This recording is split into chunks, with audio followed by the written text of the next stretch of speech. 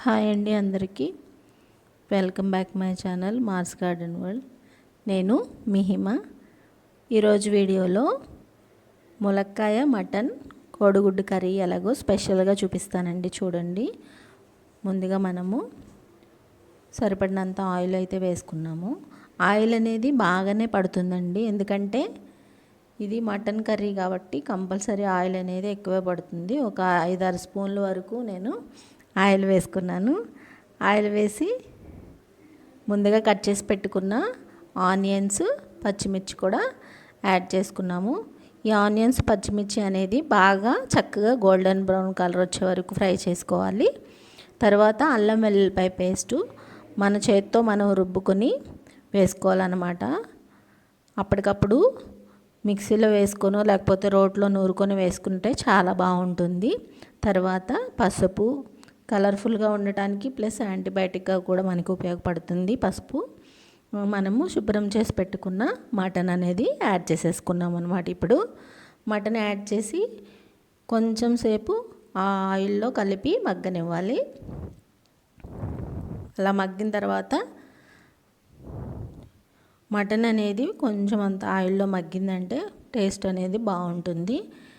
ఇలాగో ఒక 2-3 నిమిషాల పాటు మగ్గనిచ్చిన తర్వాత కట్ చేసి పెట్టుకున్న ములక్కాళ్ళు అయితే వేసుకున్నాము. అంటే డ్రమ్ స్టిక్స్ అన్నమాట. వేసుకొని ఆ ములక్కాళ్ళకి, మటన్కి, కోడిగుడ్లకి సరిపడా ఉప్పు అయితే యాడ్ చేసుకోవాలి. 2 స్పూన్లు ఉప్పు యాడ్ చేశాను.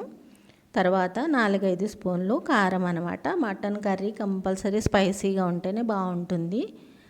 Mutton drum stick eggs curry అనమాట. రుచికి సరిపడా కారం, ఉప్పు వేసుకొని ఆ మసాలాలు దానికి పట్టే వరకు, అల్లం వెల్లుల్లిపాయ పేస్టు, ఉప్పు, కారం కూడా చక్కగా పట్టేంత వరకు మనము మటన్ అనేది కలుపుకోవాలన్నమాట. కలిపిన తర్వాత ఒక ఎల్లిపాయ ఒక పాయ యాడ్ చేసేసుకోవాలి. నేను యాడ్ చేయమని చెప్పడానికి మీకు ఒక టేస్ట్ చూపించానండి, ఎందుకంటే నాకు మసాలా పడదు, అందుకే నేను వేసుకోలేదు. వెల్లుల్లిపాయ ఫుల్గా వేసేసుకున్నారు అంటే ఇది మటన్ టేస్ట్ అనేది చాలా వేరుగా బాగుంటుంది. దాంతోపాటు గరం మసాలా కూడా యాడ్ చేసుకుని 2 పెద్ద గ్లాసులు నీళ్ళు నేను పోసుకున్నాను మటన్ ఉడకటానికి. నేను అందుకే ఈ కర్రీని కూడా మటన్ ఉడకాలి కాబట్టి కుక్కర్లో పెట్టడానికని కుక్కర్లోనే కర్రీ వేసుకున్నాను.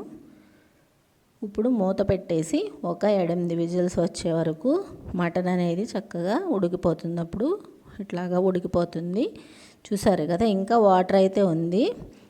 ఈ వాటర్లో చక్క దగ్గరికి అయ్యే వరకు మనం కూర ఎగర పెట్టుకోవాలన్నమాట. ఇప్పుడు 2 కోడిగుడ్లు యాడ్ చేసుకొని తరిగిన కొత్తిమీర యాడ్ చేసుకున్నాము. తర్వాత కొంచెం గరం మసాలా యాడ్ చేసుకుంటే, ఇందాక వేసాం కదా, ఇప్పుడు కొద్దిగా అనేది వేయాలి కంపల్సరీ. ఈ కోడిగుడ్లు కావాలంటే ఇంకా కొద్దిగా ఎక్కువైనా వేసుకోండి, బాగుంటుంది. నేను 2 వేసుకున్నాను అనమాట.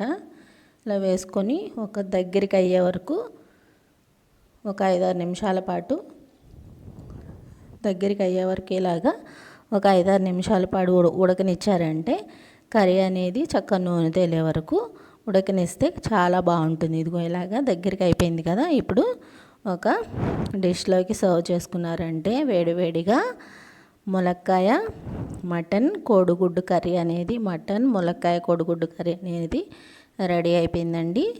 చాలా చాలా టేస్ట్గా ఉంటుంది, స్పెషల్గా కూడా ఉంటుంది. ఇలా ట్రై చేసి మీకు ఎలా వచ్చిందో నాకు ఫీడ్బ్యాక్ అయితే ఇవ్వండి. ప్రతి ఒక్కళ్ళు కూడా కంపల్సరీ ఇది ట్రై చేస్తే మీకు తెలుస్తుందండి టేస్ట్ అనేది. ఒకసారి వేడివేడి అన్నంలో వేసుకొని తిన్నారు అంటే ఎమ్మీగా మామూలు మటన్ కర్రీ కంటే ములక్కాయ కోడిగుడ్డు మటన్ కర్రీ మధ్య మధ్యలో ఆ ఎగ్గు నంచుకుంటూ తింటూ ఉంటే, ఆ ఎగ్గు కూడా వేసుకొని ఆ ములక్కాయ నంచుకొని ఒక మటన్ ముక్క తీసుకొని చక్కగా అలాగ కలుపుకొని తిన్నారు అంటే ఏమీ టేస్ట్గా చాలా బాగుంటుంది. ఫీడ్బ్యాక్ ఇవ్వండి. Thank you for watching.